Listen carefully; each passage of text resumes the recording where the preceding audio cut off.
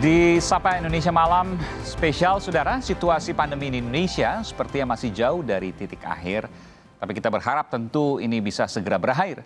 Jika lengah, virus ini bisa menyasar siapa saja dari berbagai kalangan. Seperti yang dialami oleh Menteri Pariwisata dan Ekonomi Kreatif Sandiaga Uno sebelum dirinya dilantik menjadi menteri. Dan malam ini kita akan berbincang dengan Menparekraf Sandi Uno yang akan berbagi pengalamannya sebagai seorang penyintas COVID-19. Selamat malam, Bang Sandi. Selamat malam, Mas Aiman. Apa kabar? Baik, sehat selalu, Bang Sandi. Ini lagi di mana ini? Ini kebetulan lagi baru saja berkegiatan sama Gus Miftah. Oke, di Jakarta atau di luar daerah? Ini kebetulan lagi di Jakarta karena besok ada undangan dari Istana untuk sidang. Kebetulan saya sekarang banyak berkegiatan di Bali, Mas Aiman. Jadi diundang juga Mas Aiman ke Bali. Oke, luar biasa. Saya mendengar juga katanya akan ke Likupang, akan ke daerah-daerah lain juga. Betul demikian? Iya, karena memang ada 5 destinasi super prioritas yang harus disiapkan. Bukan hanya infrastruktur, jaringan, interkoneksinya, tapi juga ekonomi kreatifnya. Kegiatan-kegiatan eventnya, bagaimana disiapkan juga busananya, fashionnya, kulinernya, dan juga kita harus menyiapkan segala yang berkaitan agar kita secara totalitas menyiapkan 5 destinasi super prioritas ini, yaitu Toba, Borobudur, Mandalika NTB, Labuan Bajo NTT, dan juga Likupang Sulawesi Utara. Apa misalnya yang disiapkan untuk 5 daerah itu yang paling dekat yang Pak Menteri sekarang, biasa saya menyapa dengan Bang Sandi, tapi sekarang saya mengatakan Pak Menteri, yang akan disiapkan, misalnya kuliner tadi Pak Menteri sebutkan, terus kemudian busana dan lain sebagainya. Agak Aiman manggil saya Pak Menteri, saya jadi agak aneh gitu. Kan faktanya benar.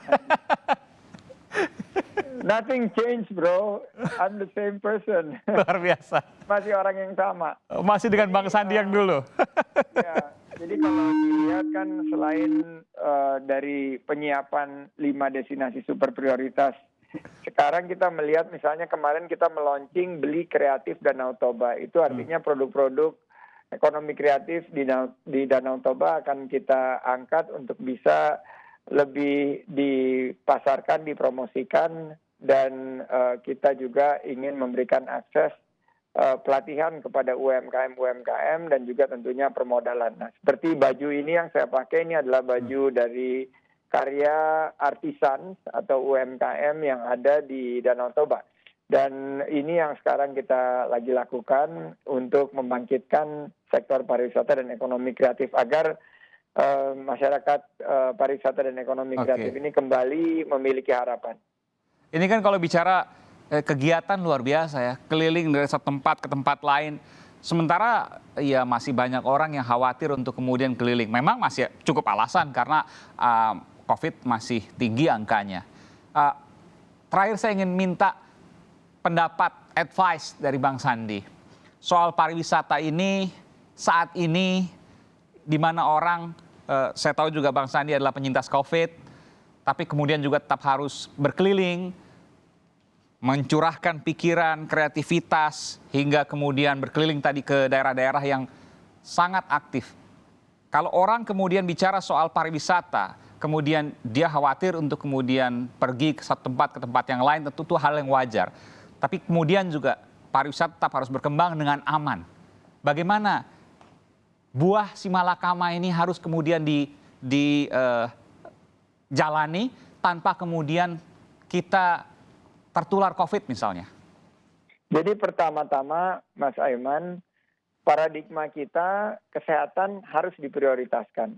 Jadi jangan pernah dibentur-benturkan antara pariwisata dan penanganan COVID-19. Jadi kita harus utamakan segala daya dan upaya untuk menekan kurva penularan dari COVID-19 ini. Sebagai penyintas saya ngerasa banget bahwa COVID ini nyata. Dan disiplin kita memakai masker, menjaga jarak, selalu rajin mencuci tangan, rutin berkala melakukan testing, tracing, dan treatment itu adalah satu pilar yang menjadi satu kesatuan dengan vaksinasi yang mudah-mudahan lebih terdistribusi. Nah, saya melihat bahwa pariwisata kita ini sekarang sudah bisa mengadopsi satu protokol kesehatan yang ketat dan disiplin. Nah, di saat pariwisata itu bisa melakukan 3M, 3T, dan vaksinasi yang lebih terdistribusi, saya yakin bahwa pariwisata kita bisa segera bangkit, tentu dengan fasilitas protokol kesehatan yang ketat dan disiplin, dan juga bagaimana kita mendorong produk-produk UMKM, ekonomi kreatif kita, kreasi anak negeri, putra-putri terbaik bangsa kita ini bisa menggeliat dan membuka lapangan kerja bagi 30 juta lapangan kerja sekarang yang ada di sektor pariwisata dan ekonomi kreatif. Dan setiap pekerjaan tersebut menjadi tanggung jawab saya. Saya pastikan bahwa kita di Kemenparekraf akan berjuang untuk memastikan pariwisata dan ekonomi kreatif ini bisa bangkit dan pulih, sehingga mudah-mudahan kita bisa melewati pandemi ini. Ya, aman, produktif, dan yang paling terakhir nih yang tidak kalah penting dan mungkin sangat penting, berpikiran positif, termasuk juga berdoa. Betul. Jadi berpikiran positif, berolahraga, menjaga imunitas, mengkonsumsi tentunya obat-obatan tradisional atau herbal yang kita miliki itu akan mampu meningkatkan imunitas kita. Saya melihat sendiri, untuk memulihkan pariwisata kita nggak bisa hanya tinggal di Jakarta, kita harus datang ke...